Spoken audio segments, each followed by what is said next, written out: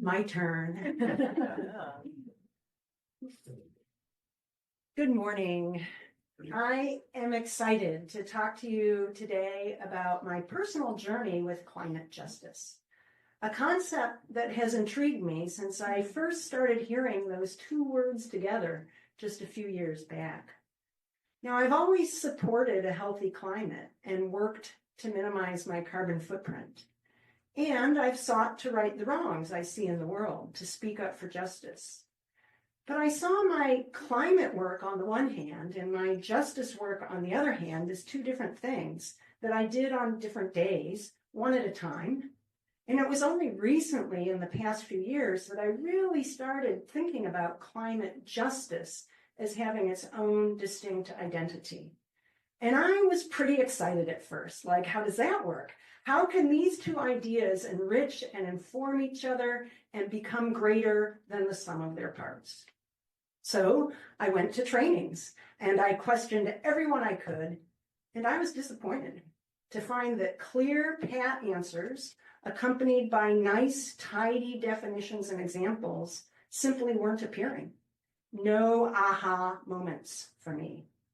And I got a little disenchanted, like, okay, nobody knows what this means, and nobody knows what I should be doing about it. So I'll just go back to doing my separate climate work and doing my separate justice work and call it climate justice.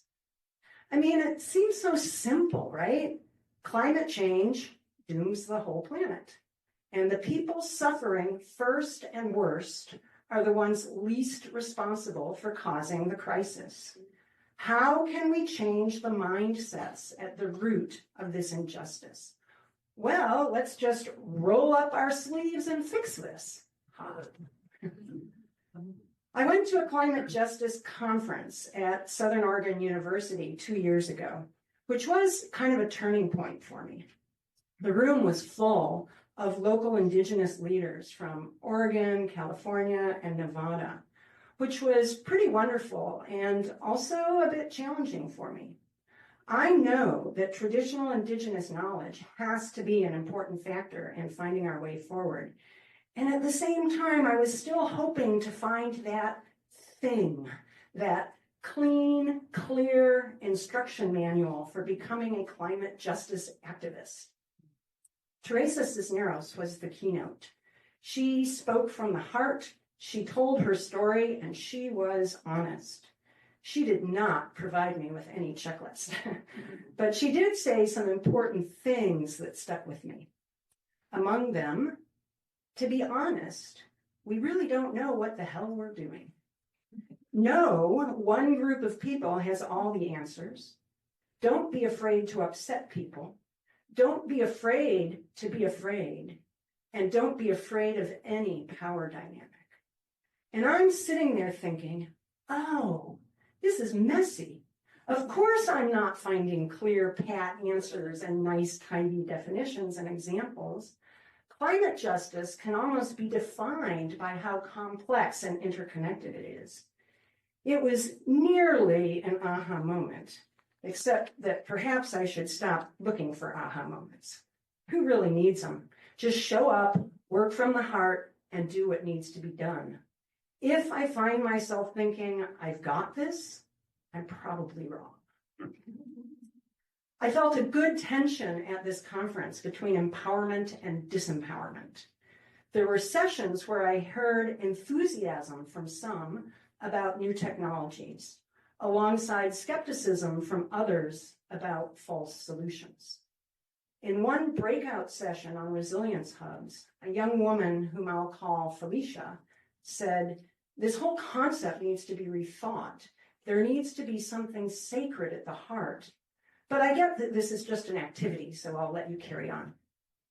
Then she removed herself and joined a side conversation. And I wanted to hear more from her. We need something sacred at the heart of resilience hubs. And we need something sacred at the heart of everything. There were a few tentative exchanges between our small group's main conversation and the side conversation. And in the end, Felicia did agree to be our spokesperson when all the groups in the room came back together for sharing. She did a great job and was well received. sticking to the heart of her convictions while incorporating other ideas.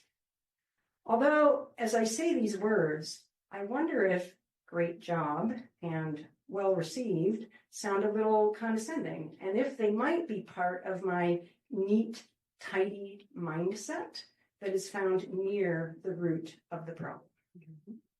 I'm starting to understand that it is not just technologies that need to change. It is lifestyle, it is mindset, it is a whole way of being and relating. At another session on the same day, I bumped into Alec Lamoureux from the Northwest Seasonal Workers Association, whom I hadn't seen for 10 or maybe even 20 years. But he remembered me. I was flabbergasted. He mentioned Gary's name and knew I was living in Grants Pass now. We got to talking about bringing the work of NSWA to Josephine County. I mentioned my association with UUGP, and we agreed that a Sunday service might be a good place to start. And we've had several great services from NSWA since then. So this little interaction felt like something sacred. Was it a coincidence? A sign? A miracle? A ripple from the interconnected web? I don't know, but I liked it. I've often said that climate justice allows us to weave together our first and seventh principles. But today I'll go a little bit farther. I believe that climate justice touches on all of our principles in important ways. And just like living our principles is hard work, climate justice is challenging to the core. It calls on us to really question everything we've absorbed as members of mainstream society. And while I don't really like to think of myself as mainstream, I am. I have a good credit score. I move comfortably through the world. I carry assumptions that it has never occurred to me to question, assumptions that get in the way and make me at times ambivalent about the radical transformation that is needed. Luckily, it doesn't all rest on my shoulders. There's an activist and educator named Will Grant who describes 4 levels of influence at which people can act on important issues: the individual level, the circle of your family and friends, the local community, and national policy.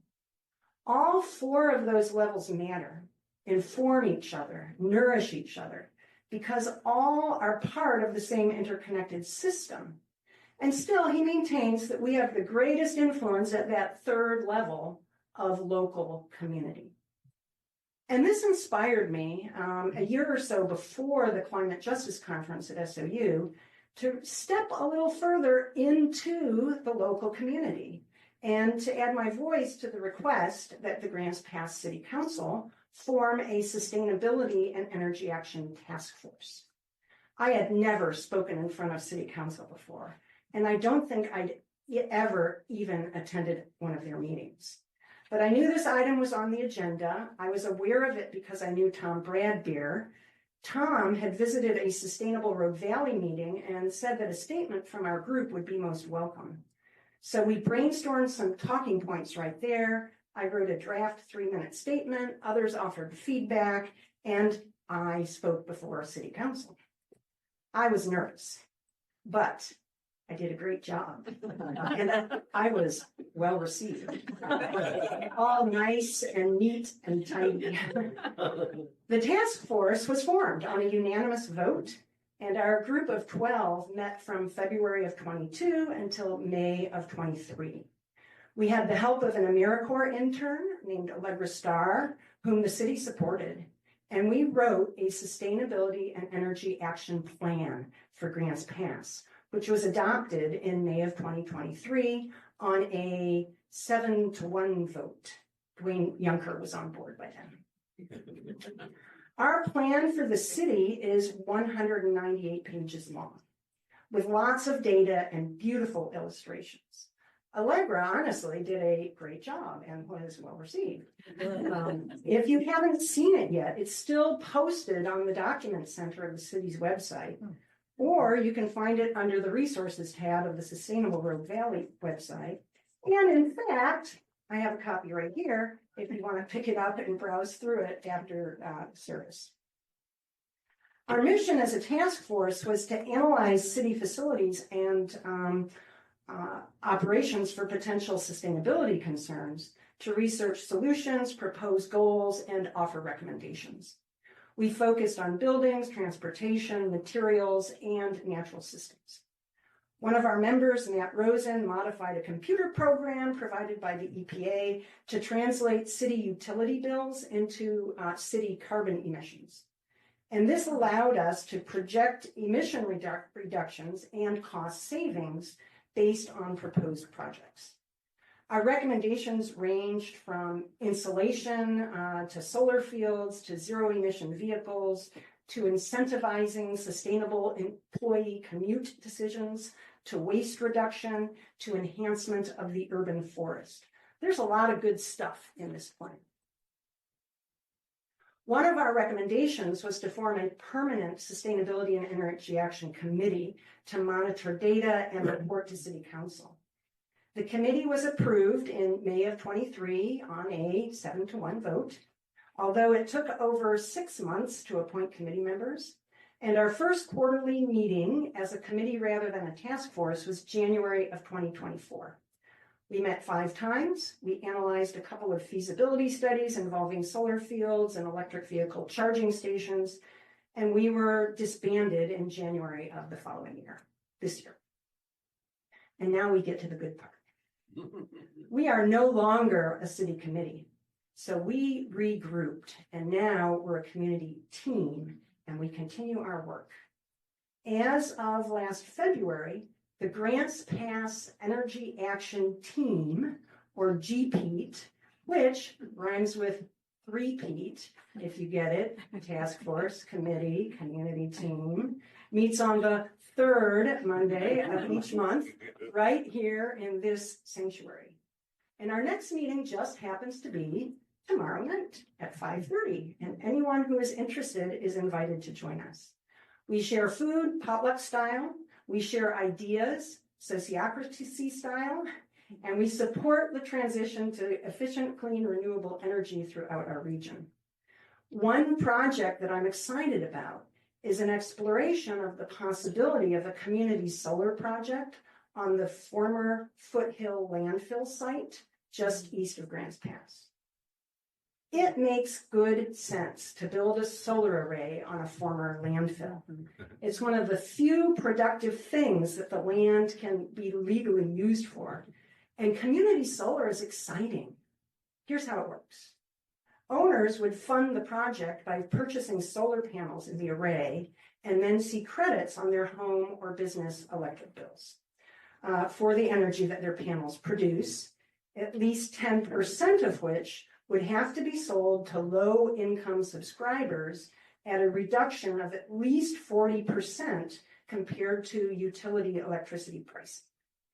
And to my persistently, stubbornly linear brain, this checks the boxes for a climate justice project. Large-scale, clean, renewable solar energy, check on climate. Low-cost, clean energy to low-income neighbors, check on justice.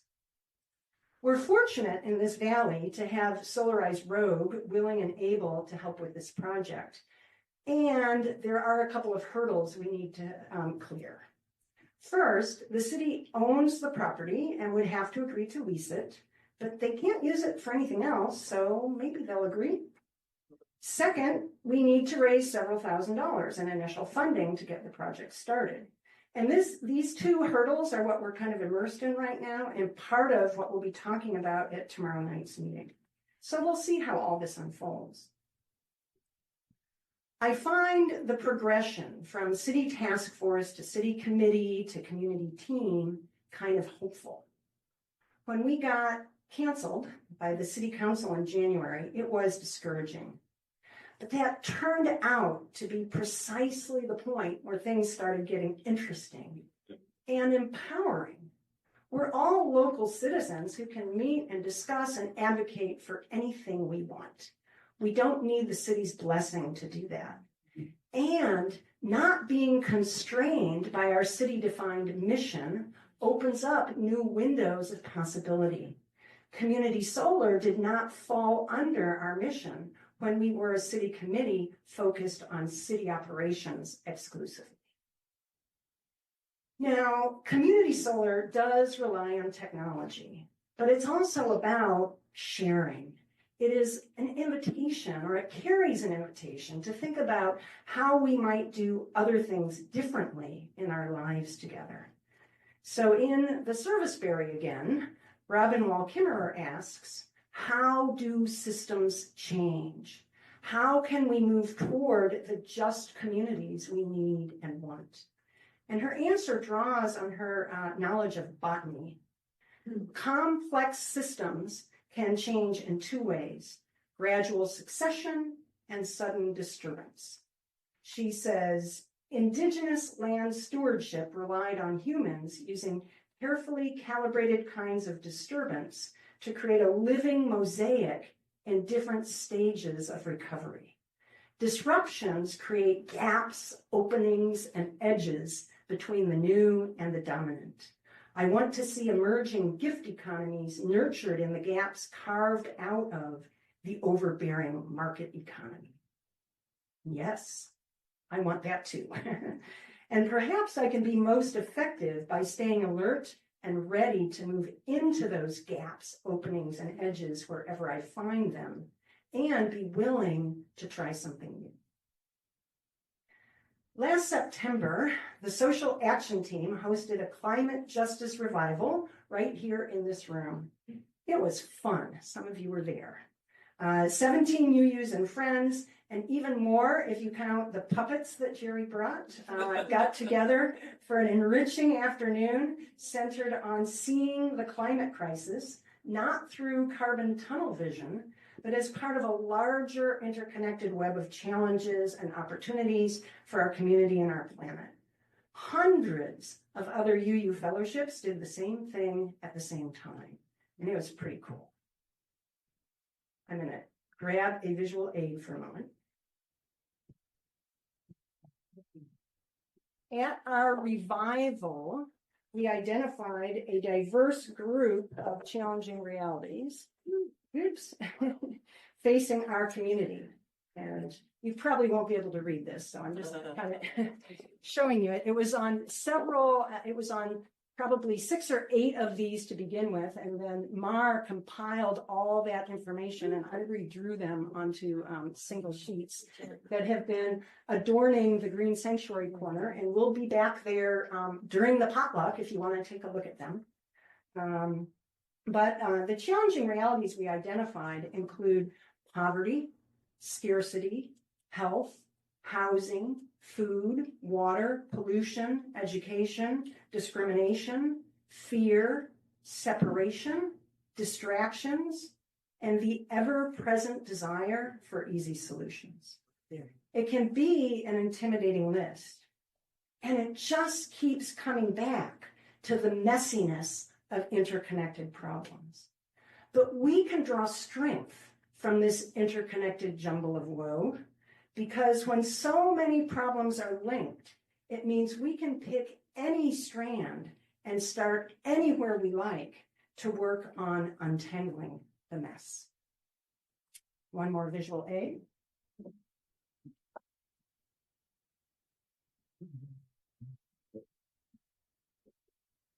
At our revival, we also brainstormed opportunities for community care, which you can see here.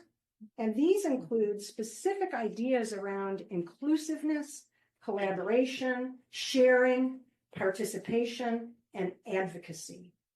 And this second list makes me think of the Serviceberry again, with its impassioned invitation to gift economies, where gratitude and reciprocity have the remarkable property of multiplying with every exchange, a truly renewable resource. I hope we keep building on the spirit of the climate justice revival as we continue our work in the community.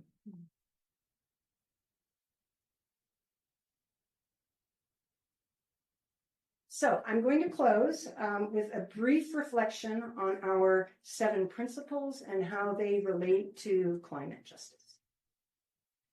The inherent worth and dignity of every person reminds me to listen longer and not give up on anyone.